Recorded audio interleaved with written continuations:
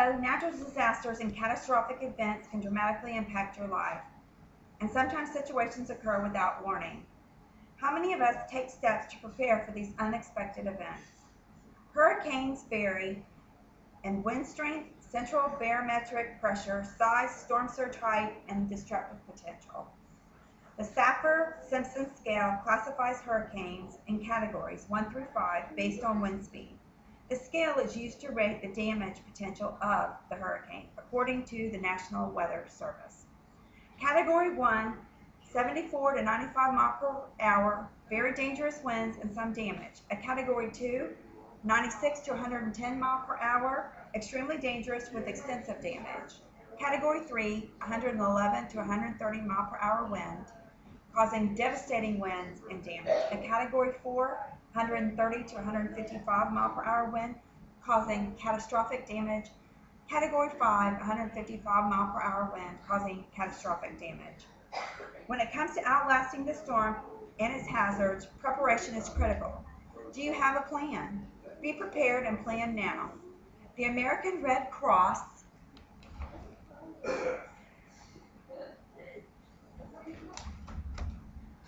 wants to help you be ready for any potential emergency.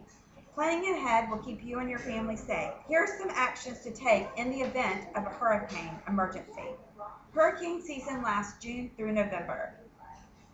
Well before the start of the season, prepare a disaster plan. Put together a disaster supply kit for you and your family.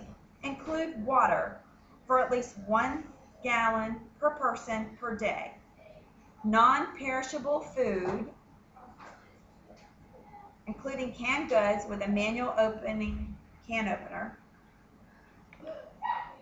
Clothing and bedding, a first aid kit,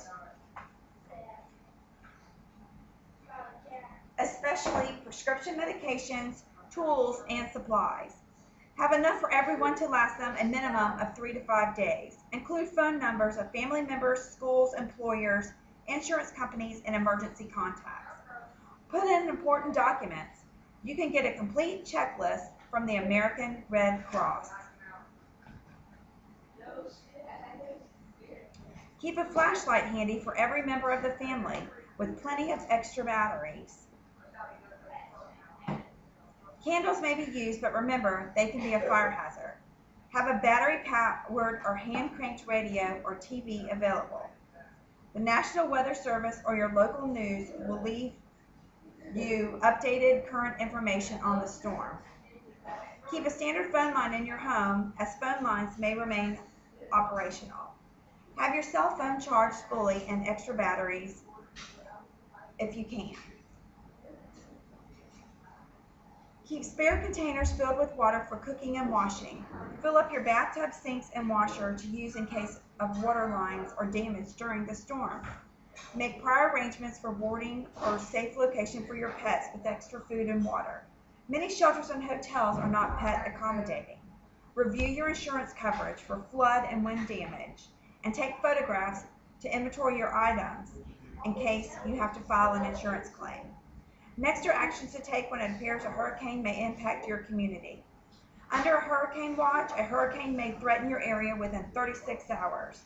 When a watch is issued, check your pre-assembled disaster kits, fuel up your vehicle, bring trash can, lawn furniture, or any outdoor items inside, get some cash, monitor local media for any information about the storm's progress. If a hurricane warning is issued, expect winds of at least 74 miles per hour, dangerously high water, and rough seas within 24 hours. Have materials available to protect your windows and doors. Unplug sensitive electronics such as computers and TVs in case of power loss to reduce power damage when it's restored. You may turn your refrigerator or freezer to its coldest setting and only open when necessary to preserve any cold food from spoiling. Buy ice for your coolers. When it's time, go to an interior windowless room with your disaster supply kit. But remember, if local officials advise you to evacuate, do so at once. If you're evacuating, close all your windows and doors before leaving. Turn off water at the main valve and electricity at the main switch or natural gas. Find out where all the shelters are in town and learn their location. Decide where you will go and which route you will take. Make sure you have a map if you cannot or are not familiar with the area in which you're going. Check with your employer or school to see if they have a disaster plan and who you are to contact and what your responsibilities are. Place your valuables and records in waterproof containers and store them or take them with you. Any to-do list is not complete without actions to take after the storm. Remember, safety first. Do not move or touch any fallen power lines or anything or anybody in contact with one. Avoid transforming boxes or standing water, may be electrically charged from underground or down power lines. When operating a portable standby generator, make sure it is not directly connected to your home wiring. Improperly connected generators can present severe hazards to repair crews who are working nearby. Make sure that you run your generator outside and not in your home or garage, as you could possibly die from carbon monoxide poisoning. Continue to monitor local media for updated information about the state of emergency, the conditions of the roads and evacuated areas, and the status of your local utilities.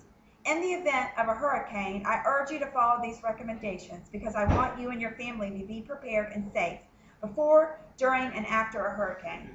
For more information about hurricanes and how to prepare, please visit the National Center's website at www.nhc.noaa.gov, the National Weather Service at www.nws, and the American Red Cross at www.redcross.org. Thank you very much. Be safe.